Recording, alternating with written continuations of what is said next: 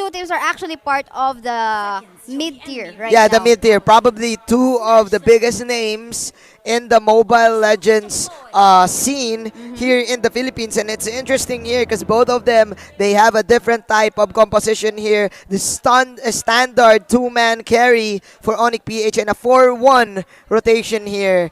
All up to Toshi's Bruno here for Haji SGD. Zido on the top Oh. lane will be the first blood going on to the side of Onic PH. Hajidi did not expect that, and that will give the Skimmy of Iaknu all the space in the world to dominate this top lane. Probably get the Crimson Lizard on the top and get the Crammer and get all of the objectives to get his Raptors Machete going. It seems like Onic PH wants to finish this game as fast as possible, getting Yes. that kill onto the top lane, then suddenly transitioning onto pushing this Yes. tier 1 turret. But apparently, at this 1-minute game time, there will not be enough damage coming up from the Kim. Yes, because they want to utilize the wagon on the Skimmy plus the jungle emblem, also the jungle emblem, with the help, of course, of the slows and the flame shots right here for this on Estes and Kimmy. They A lot will of definitely pressure. take down heroes Oh, like Kenji. this. Oh, if not for that flicker, Kenji will not be able to survive. Wow. But, we can see onto the top lane a consistent pressure coming from the side of Onic PH. We Fuziken. have a fight ongoing at the moment. Just right on time. Fuziken was able to save his life. This is interesting for both of the teams because SGD Omega, they're really backing up on Toshi here. So for them to get this lineup going is that they really need to pressure up a certain lane. But right now, because of the death of a GC in the top lane, Right. they have chosen to go for the switch. Look at this. Their carries are now rotating in the top lane, and they need to answer to the push that Onic PH is doing because, again, this is a Kimi, this is an SS+. Whenever you respond to that certain type of push, the Harit gets freed up. Oh, another pressure in here. Hayes going so low. Looks like Oh. another kill. 2-0 for the side of Onic PH just within 2-minute game time. Aggressive Kimi and Estes here. Oh my Venus, the queen. Well, actually, I think they're not really that aggressive. It's just that it was an overextension coming Yes. from the side of SGD Omega. Yes, and they're underestimating the damage. Again, there's two flame shots, easy, slow, 60% plus 60%. They can layer it up, make that a total of 4 seconds if they chose to, and then easy damage for the Kimi, easy extra damage also for Oh My Venus. You have the focusing mark emblem as well for Oh My Venus. That's why it's an easy target for Mr. Iaknu to land all of this damage. And now it's SGD Omega answering, forcing the Sicilian and Kenji to defend. You can see the strategy in here being pulled off by Onic PH. They set up a 2-2-1 lineup where Yes. they have to make sure, they made sure that there will be damage heroes who can fast clear the top lane Wow. as well as the mid lane. Especially the mid laner. We know that these are the two duo Yep.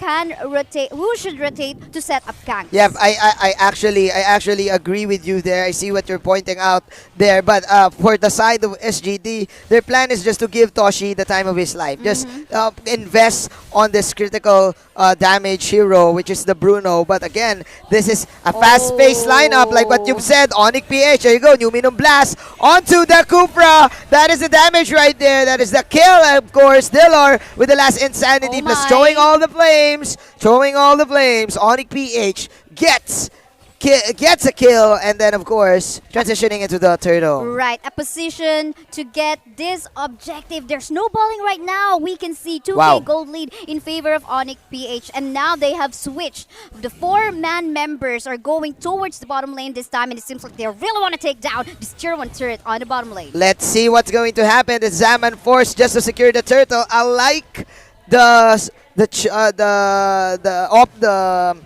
Lolita pick here for the side of Onic. It really negates this ultimate coming in from the Sicilian, Right. and sometimes Even hits. Toshi. Yeah, even Toshi hits from the Bruno. So Fuzaken doing a great job here, just sustaining his allies, and of course with the heal coming in from the Naxus one. You can see right my after Venus. the tier 1 turret take on the bottom lane, a quick transition towards the middle lane. Gonna take down this turret. Unfortunately though, minion waves were cleared. but from the side of SGD. This is fast. This is a clear power spike for Onic PH and SGD Omega. They don't have this certain AoE damage. They only have the Bruno and of course Hayes in the late game. But again, that is a Lolita that can secure everyone. Plus, you have an X-Borg on Onic PH. It can disrupt the type of skirmish that SGD is doing.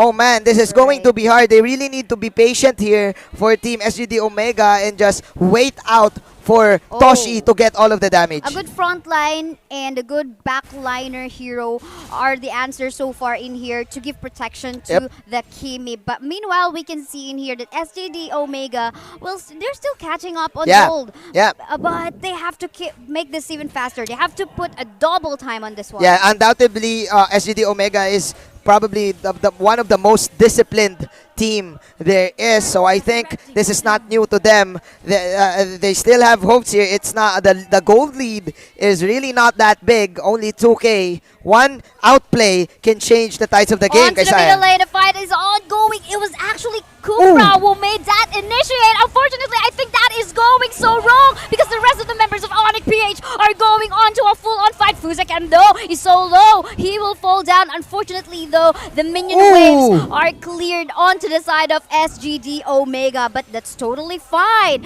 Onic PH was able to shove away the members of SGD. Synchronization of skills is the key for Onic PH to get that turtle. Layers upon layers upon layers of sustained combos, of sustained damage. After the last Insanity, immediately followed up with the Numinum Blast. Plus, what I like about this Onic PH team is they know that they need to rotate around Iyaknu. Right. Iyaknu is doing all the movements the king. and they're just protecting the king. That is the plan. That is of course Onic PH on vintage mode. Meanwhile, SGD Omega still don't count them off. They have a good damage output. They also have Sicilian for the late game and Hayes is known to be a killer support. I think though SGD Omega did commit some mistake on the initiate from the Kufra a while ago during the middle lane. If you are on the disadvantage, you don't usually want to initiate or start the fight. Yeah, you really want to wait for that right moment, but again, it's quite difficult on what you're saying because Onic PH will just go ham on you every time, even though you're under the tower. They have the Zaman Force, they have the Lolita, they have the heals from Oh My Venus. So I think SGD Omega, what they need to do is just they really need to hope to split up the map and play mind games with Onic PH. And we can see there's already an immortality onto the hands of X-Borg. A while ago, we did saw him jumping even under turret when he saw that a lot of members from the side of SGD Omega are so low on HP. That is just Dillar utilizing his power spike right here. Best item for the X-Borg. It's an early one. Yeah, that's an early one. There you go. That is the stun. There's a bouncing ball. Zaman Force coming in. Wise is falling low, but look at the shield. One bulwark shield to rule them all. This is the last pick though for Onic PH. They've been very consistent so far in here. Onic PH team is the 4-1 setup. It's so clean. It's well executed so far. And I think SGD Omega has to break that kind of rotation that they're currently trying to implement. This is just looking so bad for SGD Omega right now because right now this is turning into a Harriet Fest for Wise and Onic PH. Let's go. There you go. Zaman Force has been placed. Numinum Bless has been placed as well. There's no flicker in. It was available, though he didn't use it. I think he's just tried to scare away the members of SGD. That was so fast. Look at the synchronization of skills there, right? Right, that's true. And this one, this is an easy turret take. They're Onic PH here. They're like dancing, you know. They're like a boy band here.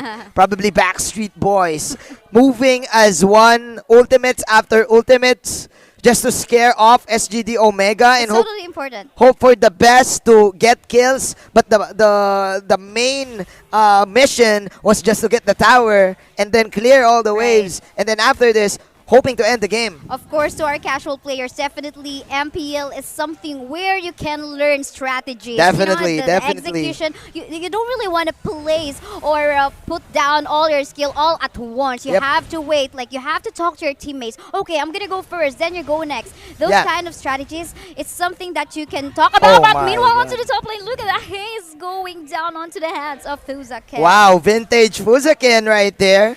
This is the type of heroes that he wants. The bullet type heroes, the Lolita, the Akai. And man, with SGD Omega lacking the damage here, let's see, can they come back from this? This is still Toshi's game for the taking. Probably the key for SGD Omega to bounce back because he has the damage. He doesn't have any deaths yet, so that means his gold is still on top. He's still up par. But let's see, man. 1-5, Onic PH putting a lot of pressure all throughout the map. So far, never did we see Onic PH left this Kimi all alone. And I think it's something SGD Omega might have take notice. Meanwhile, they're just, fortunately for Toshi, this Bruno doesn't have any death yet. Yeah. But Bruno, sometimes you can see him just, alone. Just in farming, a just lane. farming. Yeah. It's actually a very dangerous position, especially if he go overextends. This, Meanwhile, yeah, this is the reason why Toshi is considered one of the best marksman there yes, is. even without any protection. Even, yeah, right? even without any protection, he actually learned that from me. Not to brag. No, Oh, oh. I'm kidding. I'm Marksman kidding. main? I'm Marksman kidding. Jin? No, I'm kidding. I'm kidding. He Oh. knows what he's doing. But again, the Oh, problem let's is see. they don't have any setup here. There you go, Lumino Blast coming in, but that is a cancel. Oh. Heat is falling low. He pops the bouncing ball, but it's not enough to save his life as 1-6 is the score. Dilar, though, unfortunately, well, he got a Oh my! immortality in there. Meanwhile, onto the top lane, we still have a fight ongoing right now. Dilar, although dying already and going back to life after the immortality, will take another kill in favor of Onic PH. They got the Lord, but so far they're not waiting for it. They're just gonna shove off the minion waves on the top, and they're gonna push it. And we're seeing it again. Onic PH just dominating every lane. This is their classic strategy. Killing spree for the X-Borg. And the Bruno will fall down.